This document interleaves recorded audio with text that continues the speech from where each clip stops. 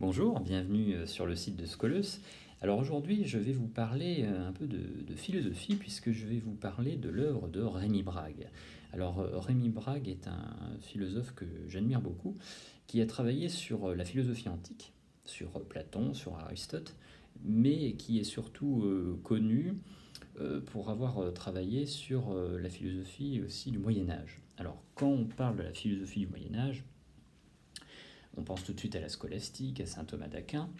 Alors Rémi Brague, il a plutôt travaillé sur la philosophie juive et la philosophie arabe au Moyen Âge. Il a notamment traduit des textes de Maïmonide, le philosophe juif du Moyen Âge qui a écrit le Guide des égarés. Voilà, donc il a travaillé là-dessus. Il a travaillé aussi sur la philosophie arabe du Moyen-Âge. Alors quand on parle du Moyen-Âge, c'est très flou, c'est très vague, parce que vous savez, le Moyen-Âge en histoire, c'est 1000 ans.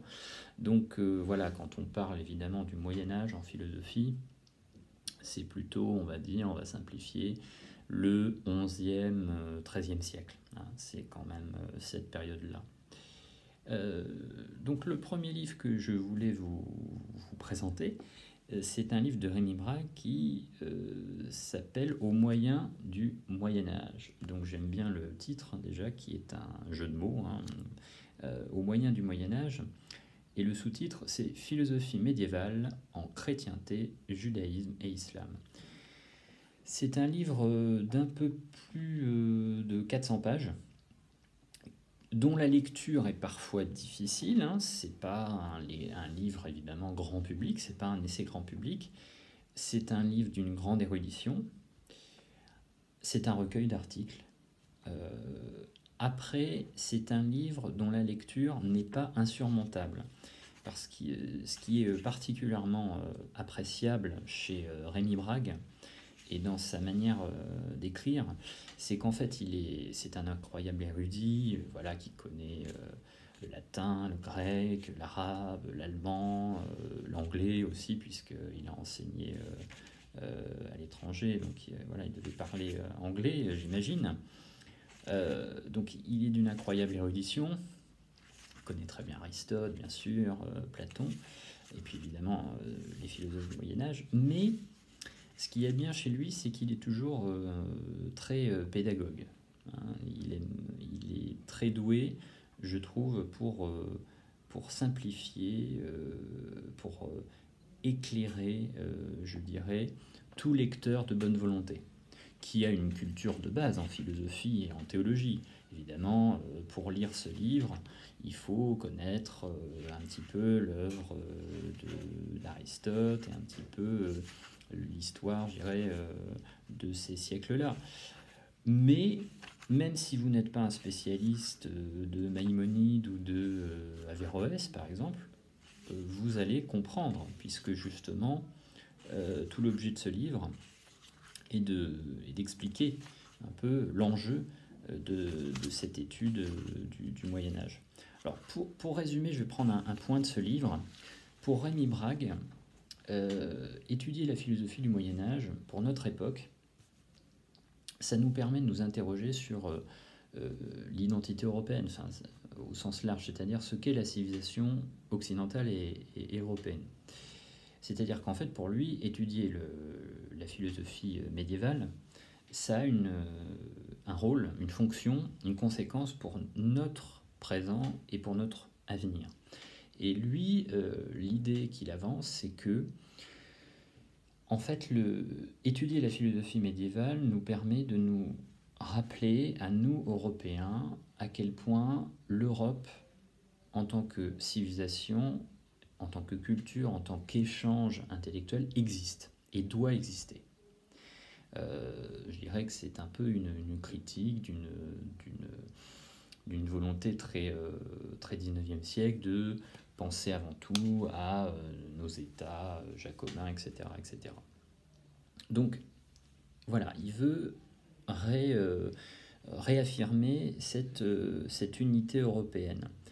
Et dans ce livre aussi, Au moyen du Moyen Âge, il prolonge une idée qu'il avait travaillé dans un autre grand livre qui s'intitule Europe, la voie romaine, où il montrait qu'en fait, une grande partie de l'identité européenne, et c'est ce qui faisait la spécificité de l'Europe par rapport à d'autres civilisations, le paradoxe de l'identité européenne, c'est qu'une bonne partie de l'identité européenne n'est pas européenne.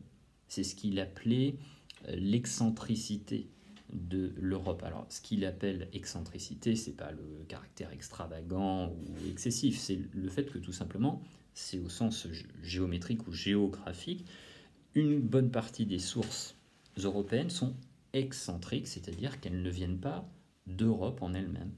Une grande partie des sources européennes viennent de Jérusalem. Jérusalem n'est pas en Europe, via le christianisme. Une bonne partie des sources européennes viennent d'éléments civilisationnels qui sont extérieurs à l'Europe. Et c'est ça la force de l'Europe, c'est d'avoir pu construire ce travail universel, en tout cas une conquête de l'universel. Donc, vous voyez que il y a quelque chose de très intéressant, puisque Raymond Brague pense que finalement, l'érudition, la philosophie n'est pas qu'une discipline finalement du passé, enfin qui s'intéresse qu'au passé, mais elle peut éclairer notre présent et notre avenir. En général, c'est quelque chose c'est une mission qu'on peut accorder, qu'on peut dédier aussi en général à l'histoire. Hein. Rémi Brague pense que la philosophie a ou que même l'histoire de la philosophie a, on va dire, cette mission-là. L'autre livre de Rémi Brague que je voulais vous présenter, c'est un livre qui est beaucoup plus récent, qui s'intitule, je crois que c'est un livre qui date de 2013, au moyen du Moyen-Âge, je crois que c'est un livre qui date de 2006, vous voyez, qui s'intitule Le propre de l'homme, sur une légitimité menacée. Alors, pour parler de ce livre, je pense qu'il faut d'abord rappeler que l'œuvre de Rémi Brague, à la fois thématiquement et chronologiquement, se découpe, je dirais, en 3 grandes parties. Vous avez une première partie qui est dédiée à l'étude de Platon et d'Aristote. Une deuxième partie qui est dédiée à l'étude de la philosophie médiévale. Et une troisième partie, plus thématique et plus contemporaine, avec des livres avec énormément de pages, des pavés, comme par exemple La sagesse du monde, Histoire de l'expérience humaine de l'univers, voyez, et des livres plus, je dirais pas polémiques, mais plus grand public, comme par exemple Les encres dans le ciel, qui date de 2011, ou encore Modérément moderne, qui date de 2014, et celui-ci, Le propre de l'homme. Alors, cette troisième partie de l'œuvre de Rémi Brague, qui est prolongée par un autre livre que je vous présenterai dans quelques minutes, qui s'appelle Sur la religion, est une œuvre plus, je dirais pas polémique, mais où l'érudit, le philosophe qu'est Rémi Brague, le spécialiste de philosophie médiévale, rentre plus directement dans l'arène. Qu'est-ce que je veux dire par là ? Je veux dire par là qu'il dévoile plus directement ses idées, sa vision du monde. Rémi Brague, je pense, voilà, le lire, il est catholique, il est croyant, je pense, et c'est un philosophe chrétien ou catholique qui est vraiment, toute sa philosophie est éclairée par cette religion. Voilà. Et ces livres donc, travaillent sur la question du monde, du rapport au monde, mais plus récemment, dans les années 2010, il a travaillé sur la nécessité de ce qu'il appelle les ancres dans le ciel, c'est-à-dire de la spiritualité. Mais surtout, il a travaillé sur le problème, la question de l'humanisme. Et le propre de l'homme, c'est ça. Et la thèse qu'il avance dans le propre de l'homme,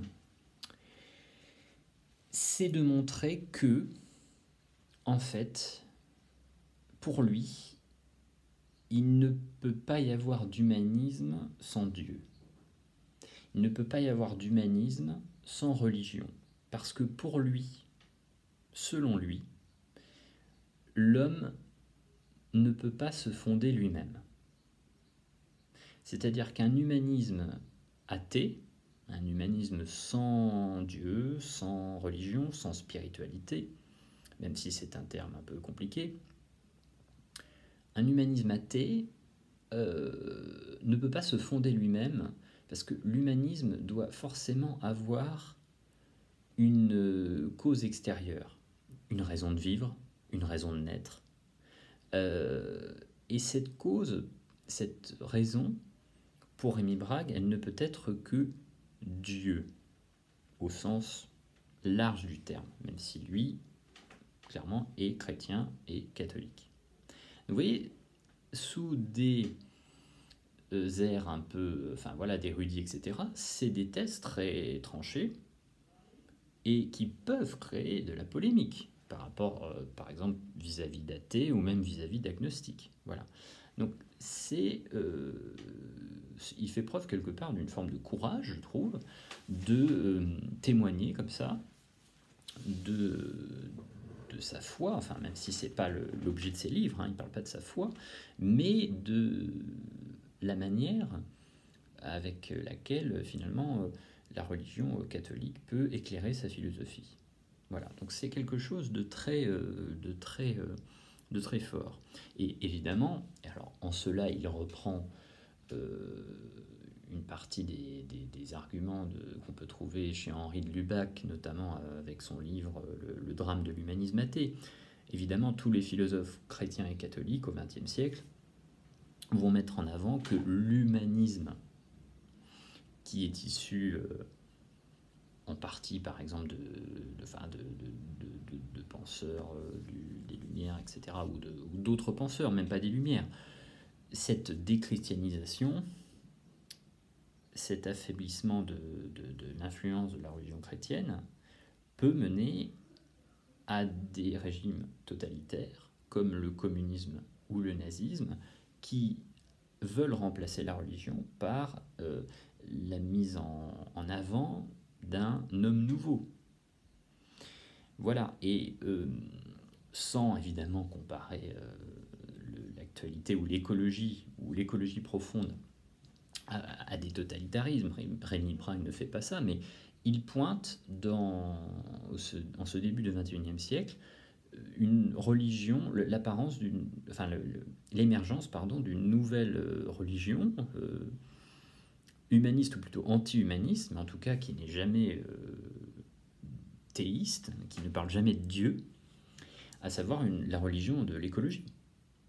Une nouvelle forme de panthéisme qui ne dit pas son nom, la religion de Gaïa, c'est-à-dire de la Terre. Voilà. Alors les questions écologiques sont évidemment importantes, mais il y a une différence entre l'écologie et l'écologie profonde. Voilà. Et Rémi Brague nous parle aussi de ça d'une manière très subtile et très informée.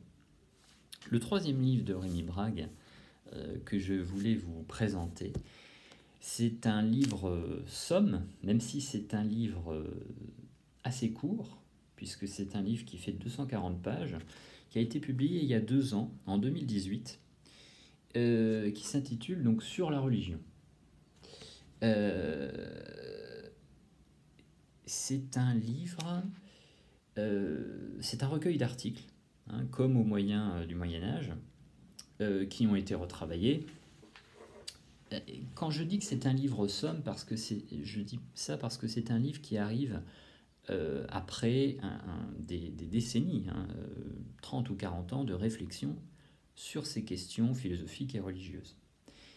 Et dans ce livre sur la religion, qui est un livre très dense, une sorte de bilan, ou en tout cas de compilation d'une érudition folle, mais en même temps d'une grande clarté, Rémi Braque fait plusieurs choses. Alors évidemment, le sujet, c'est la religion. Donc, première chose, quand on fait une dissertation, on définit les termes du sujet, vous le savez. Donc, le premier chapitre est une définition du mot, la religion. Alors évidemment, il revient sur l'étymologie, vous savez, relier, relier, etc. etc. Mais il va au-delà, il dit qu'évidemment, une religion, ce n'est pas une spiritualité. Donc il fait bien la distinction entre les deux. Une religion, il faut qu'il y ait la croyance en un dieu, même s'il y a des religions polythéistes, plusieurs dieux, mais il faut qu'il y ait un culte, une liturgie, des rites, etc. etc. Donc il commence par là. Ensuite, dans un autre chapitre, y a-t-il autant de dieux que de religions? Il vient s'interroger sur, évidemment, la comparaison entre le monothéisme et le polythéisme. Il rappelle qu'il peut y avoir des religions sans Dieu. Par exemple, le positivisme d'Auguste Comte est une religion athée. C'est très étonnant, mais c'est une religion de l'humanité. Ça rejoint le livre Le propre de l'homme, vous savez, cette espèce d'humanisme absolu.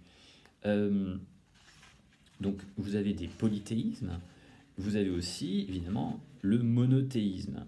Et il revient sur l'histoire de ce mot et il montre que le monothéisme existait avant les Hébreux ou même avant le christianisme ou avant l'islam, puisque vous avez un penseur grec qui pense qu'il n'y a qu'un seul Dieu. Vous avez évidemment le pharaon Amenophis IV qui pensait qu'il y avait le dieu soleil, etc. etc. Donc il montre tout ça très bien. Ensuite, il y a un autre chapitre sur la matrice du monothéisme. Donc là, il revient plus particulièrement sur Yahvé, donc évidemment le dieu des Juifs, sur la figure de, ce concept de Dieu dans le monothéisme. Il compare ce qu'on appelle les trois monothéismes. D'ailleurs, lui, il conteste ce terme, donc le judaïsme, le christianisme et l'islam. Il pense que, selon lui, le monothéisme n'est évidemment pas le même dans toutes ces religions. Il revient ensuite dans un chapitre qui s'intitule « Religion et raison » à propos du discours de Ratisbonne sur le discours qu'avait prononcé le pape Benoît XVI en 2006 à Ratisbonne, et vous savez qu'il avait déclenché une polémique mondiale, notamment avec le monde musulman, mais aussi avec des journaux comme le New York Times, sur le fait que Benoît XVI s'interrogeait sur les relations entre foi et raison et sur les relations entre religion et violence. Et Benoît XVI citait dans ce discours une phrase d'un empereur byzantin du Moyen-Âge qui critiquait le rapport de l'islam à la raison et à la violence. Et il y avait eu une polémique, il y a des journaux qui avaient dit que le pape Benoît XVI était islamophobe, etc. etc. Et Rémi Brague prend la défense, entre guillemets, de Benoît XVI qui est un très grand théologien, et il revient justement sur la notion de logos dans la religion chrétienne. Voilà, le logos, c'est-à-dire la raison. Et c'est un article vraiment brillant. Autre chapitre, une interrogation sur les rapports entre le droit et la religion. Donc là, c'est un chapitre qui est plus simple à comprendre, parce que c'est un chapitre plus politique au sens noble du terme, c'est-à-dire de philosophie politique, sur les rapports historiques et conceptuels entre les religions et le droit. Le judaïsme et le droit, le christianisme et le droit, l'islam et le droit. Hein, donc ça c'est un... Et les différences entre les religions par rapport au droit, le droit naturel, le positivisme juridique, etc., etc. Il revient là-dessus. Il continue avec un autre chapitre sur l'Église et l'État ont-ils jamais été séparés? Sur la séparation de l'Église et de l'État. Vous savez, cette loi de 1905, la loi de 1905 qui, en France, stipule la séparation de l'Église et de l'État. Une loi qui met en évidence la laïcité. Alors, il revient là-dessus avec une thèse assez originale, et il dit que c'est Rémi Braque qui parle. Selon lui, il n'y a pas eu à séparer l'Église de l'État, puisque dans le christianisme, de toute façon, l'Église et l'État ont toujours été séparés. C'est la célèbre phrase de Jésus, « Rendez à César ce qui est à César et à Dieu ce qui est à Dieu ». Bon. Mais ça va même au-delà, c'est-à-dire que même s'il y a eu au Moyen-Âge une tentative de la part des papes de prendre un pouvoir politique, de faire en sorte que le pouvoir spirituel soit la source d'autorité du pouvoir temporel, du pouvoir politique. C'est le vieux débat, vous savez, au Moyen-Âge, entre le pape et l'empereur. Hein, entre le pape et les rois aussi. Bon. Mais Rémi Brague nous dit, de toute façon, il n'y a pas eu besoin de séparer l'Église et l'État, puisque de toute façon, le christianisme sépare l'Église et l'État. C'est une thèse qu'on retrouve aussi dans le célèbre livre de Marcel Gauchet, qui s'appelle « Le désenchantement du monde », qui est un livre qu'il faut lire. Un chapitre aussi absolument brillant, et qui s'intitule « Dieu et liberté, les racines bibliques de l'idée occidentale de liberté ».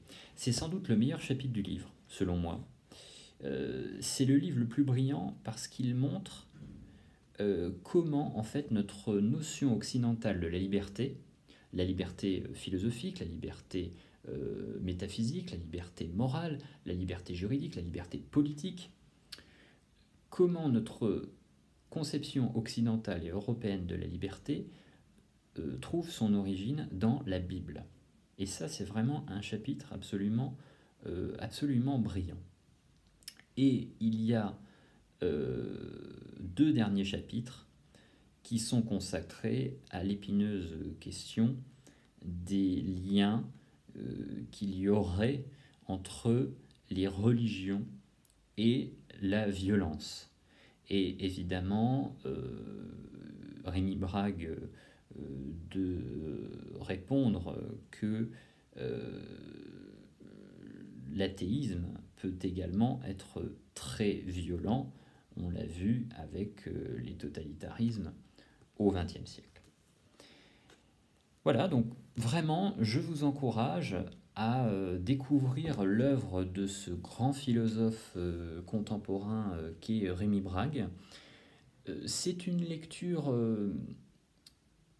sérieuse, exigeante, mais je ne veux pas vous décourager, c'est une lecture très agréable. Voilà, parce que Rémi Brague écrit très bien et il écrit d'une manière très claire. Voilà, il y a une clarté de son écriture. Voilà, si cette vidéo vous a plu, n'hésitez pas à la liker et à la partager sur les réseaux sociaux. Je vous dis à très bientôt.